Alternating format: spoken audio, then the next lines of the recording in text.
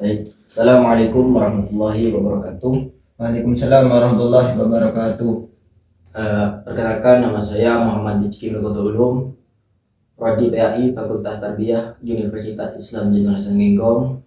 Di sini saya akan melakukan podcast atau sesi tanya jawab kepada teman saya yang bernama, mungkin bisa perkenalan dulu, Mas.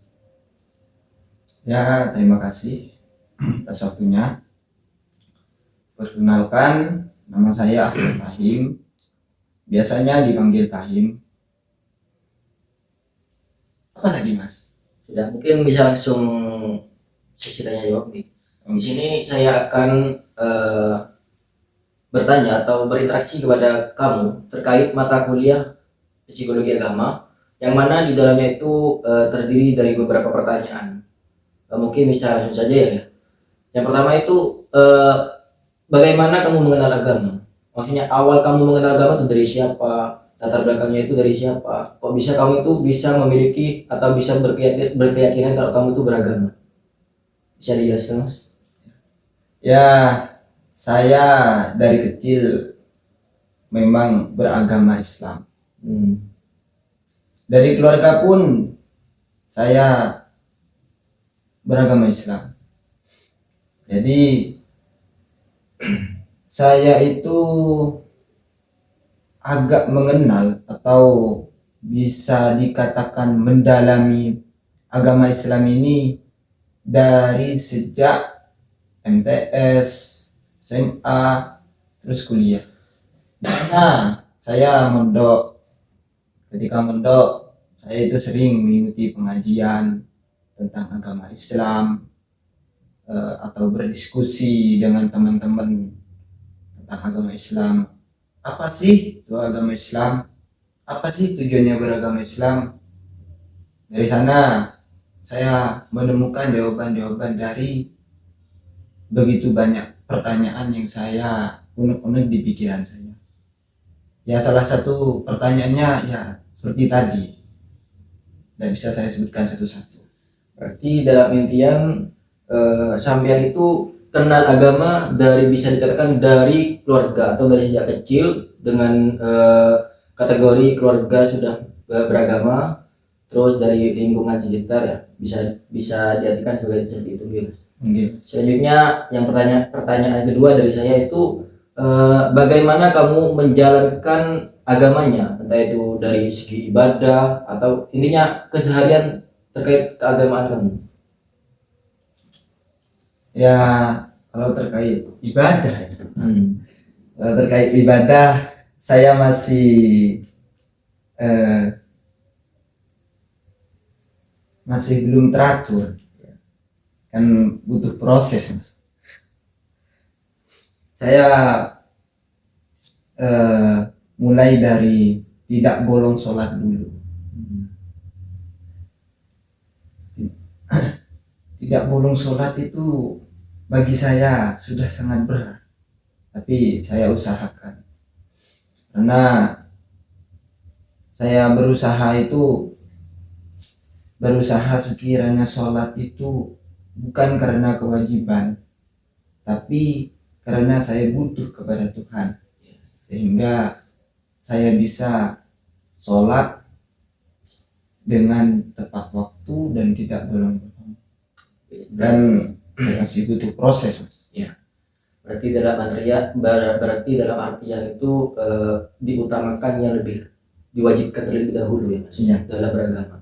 Ya, lanjut yang poin ketiga yang saya akan tanyakan itu apakah pernah mengalami masalah yang sangat berat yang sampai mengguncang jiwa, terus sehingga kamu berpikiran bagaimana cara kamu tuh mengatasinya secara beragama gitu? Ya, ketika saya kuliah pada semester 3, saya itu sangat terobsesi dengan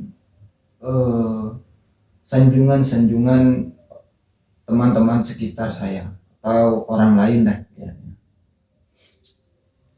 Saya dalam sehari itu harus selalu disanjung oleh teman-teman saya.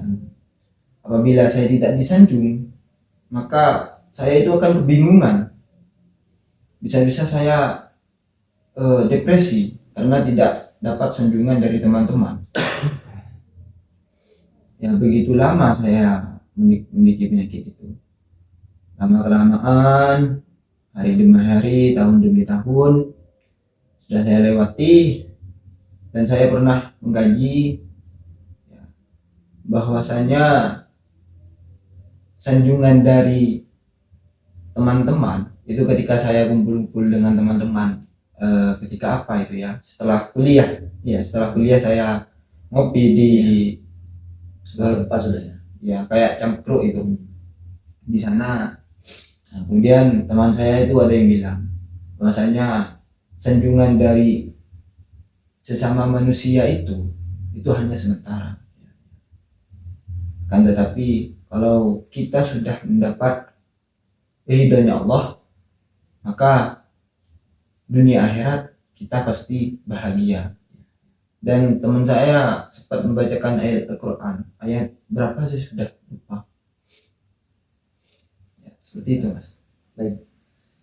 Yang terakhir mungkin ada pertanyaan lagi dari saya itu, apakah pernah melakukan suatu hal yang bersifat ubudiyah seperti halnya sholat atau ngaji untuk menenangkan diri dan mendekatkan diri kepada Allah agar menjadi pribadi yang lebih baik begitu mas? Ya seperti tadi ya, saya ketika mondok itu, saya kan tadi bilang sangat terobsesi dengan sanjungan orang lain. Terus temennya saya bilang seperti tadi kan, bicara ya kata saya tadi itu ya. Kemudian saya ketika di pondok itu saya membuktikan, masa sih apabila saya mendapatkan ridhonya Tuhan itu atau dengan berbanyak ibadah, Tuhan bisa memberikan kesenangan pada saya dunia dan akhirat. Ya ini hanya contoh kecil ya, contoh kecil. Saya ketika di pondok itu saya sudah capek ya, ingin selalu mencari sanjungan dari orang lain. Kemudian saya lebih memfokuskan kepada beribadah, sholat 5 waktu, terus sholat sunnah, qobliyah, ba'diyah, berdoa. Setelah sholat biasanya gak wirid, setelah sholat biasanya langsung pergi ya, saya wirid walaupun sebentar. Ketika malam setelah maghrib itu ngaji 1 juz gitu ke astah ya. Ketika itu saya memang sangat bisa dibilang gak pernah dapat sanjungan dari teman.